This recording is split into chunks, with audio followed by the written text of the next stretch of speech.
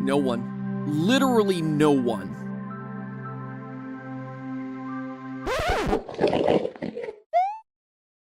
Oh, come on, you gotta be kidding me.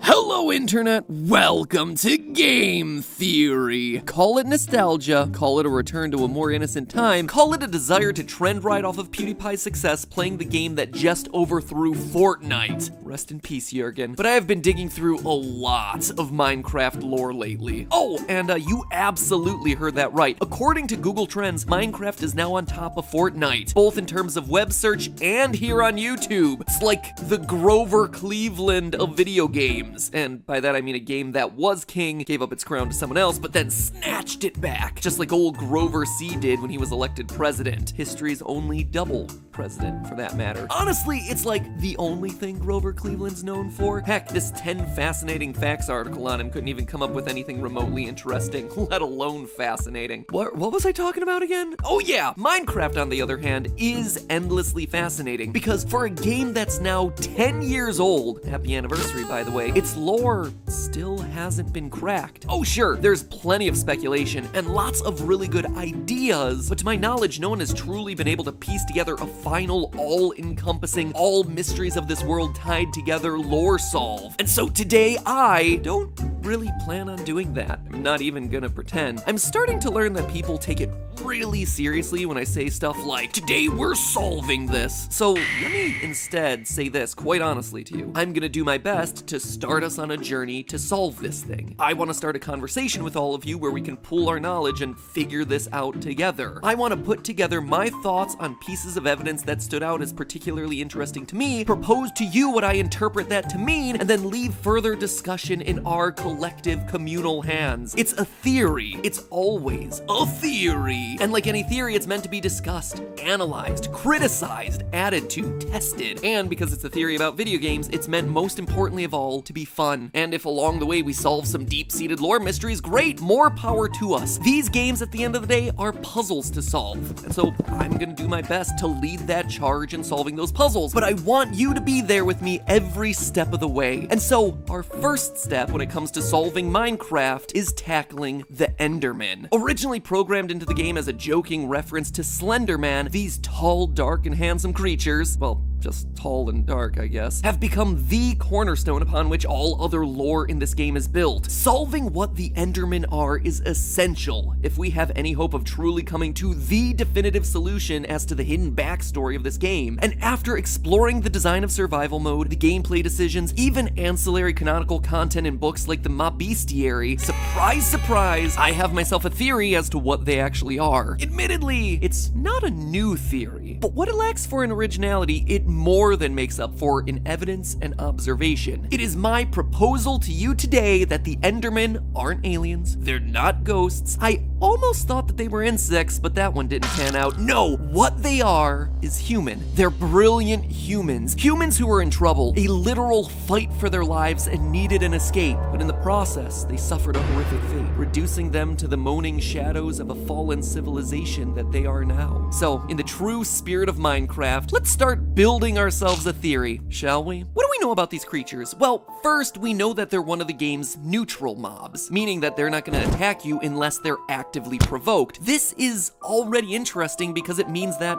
in many ways, they come in peace. I mean, look at the list of mobs and all of their behavior patterns. Anything else that's nice to you is either an animal, a villager, or a zombie pigman, which is weird and honestly merits an episode of its own for another day. Everything, and I mean everything else, is hostile, except for the Enderman. So already there's a bit of an odd, tenuously peaceful relationship between us and the Enderman, but it gets even weirder when you consider that they're the only other creatures other than Steve or Alex able to move blocks. Sure, they're kinda picky about what blocks they pick up, but carrying blocks is an ability only shared between our character and the Enderman. As the Mob Bestiary says, quote, "They will not just pick up any block, but will choose only clay, dirt and sand, flowers and other plants, and rather oddly TNT. Some claim the Enderman is indulging in a form of play or attempting to communicate." Speaking of communication, we also know that they can talk, or at least had the ability to talk. Listen to some of the sound clips from when Endermen are idling near you. You hear it? There's clearly a language here, a real language that we as humans can understand. Listen again. You should be hearing, hey. Hello. This next one is really clear. What's up? And look for the eye, which presumably is referencing Eyes of Ender, the items that allow you to find strongholds where they're used to activate a portal to the end, home of the Enderman and the game's final boss, the Ender Dragon. So we have ourselves neutral creatures who are able to move blocks, just like us, and have language abilities far beyond what we hear elsewhere in the game from characters like the villagers. It's certainly a lot of odd similarities to be sure, but far from airtight evidence that the Endermen are somehow related to men.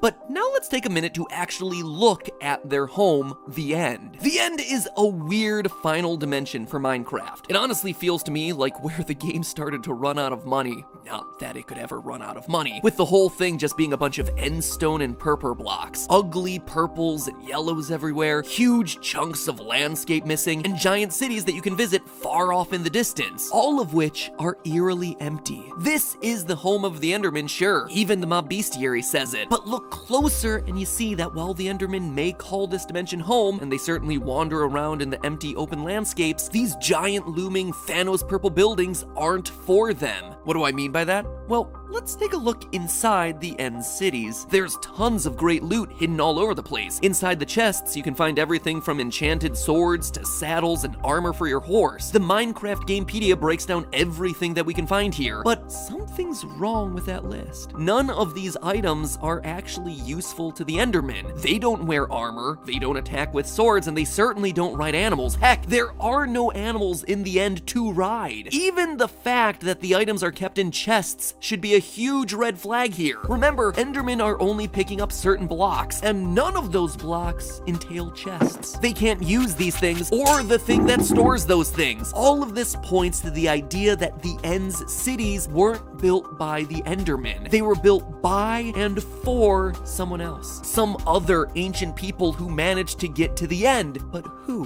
When you start up a new survival mode game, you enter a blank world. Immediately you notice that you're the only one of your kind. Oh, sure, as you adventure, you'll come across NPCs like the villagers, but they're not like you. They don't look like you. They can't build like you. You and the villagers are fundamentally different. It's almost as if you're a different species. This fact is even supported by zombie attacks. When bit, a villager doesn't transform into a normal zombie. It turns specifically into a zombie villager. Regular zombies and zombie villagers are different. In fact, the only times that you ever really see anything that looks even remotely like you, it's always in the form of undead enemies. Zombies, drowned, husks. It implies that, once upon a time, there were other humans here, but they all died en masse. It's a strange detail that you probably noticed, but you shrug it off and you continue on your journey. Then you start discovering pre-existing structures, mine shafts, temples in the desert, monuments underwater, all abandoned, all of them lost to time. Again, you're the only person who can build things in this world, and you certainly didn't build any of these things, so where did they come from? Making things even more suspicious is the fact that ruins like desert temples are protected by cleverly designed booby traps, elaborate fake floors complete with pressure plates and grids of TNT. It all points to one thing: an advanced society of builders once lived in the overworld, but have since disappeared. So that begs the question, where did they go? Maybe they all died, which in turn led to the armies of the undead mobs that we have to guard against every night. And while I certainly think that that's part of it, it's not the whole story. Because we know that they went somewhere, teleported somewhere, and while they could have gone any number of places, we know for a fact that one of the places they ended up was the End. How can we be so sure? Strongholds. Strongholds are the hidden ancient ruins that contain massive portals to the End. Whatever this ancient society was, they were so advanced that they could figure out how to build these things, which in turn makes them more advanced than even you, the player. In survival mode, you can't craft the end frames necessary to construct this thing. In order to travel to the End, you must find these portals hidden within the stronghold. And let's stop there for a minute. I mean, have you ever thought to question that name? Stronghold? It's a pretty odd choice. Personally, I would think it to be like the portal room, or the gateway room, or the altar, or something, anything like that. But instead, the designers of Minecraft named it Stronghold, a term that refers to a highly secure structure built for defending against attacks. And there's that idea again, an ancient civilization of advanced builders that was quickly dying. A group of builders, just like our player, who were being threatened in the overworld and needed an escape. And what they created was a portal to another dimension, the End, where, wouldn't you know it, they built cities to store the items and armor from their previous world. But there was one thing that they didn't expect, that this would be a one-way trip, that the portal would close up behind them, leaving them stranded in a strange and barren wasteland. Sure, they were safe from whatever was killing them in the overworld, but now they were trapped in a wasteland guarded by an unstoppable dragon, and they came unprepared. Based on what we see in the chests, they came in with swords and armor and horses. Effective weapons to be sure, but not against an otherworldly foe, a giant foe that flies around and attacks with towering beacons that restore its health. They couldn't defeat this thing, hence why it's still living when we arrive.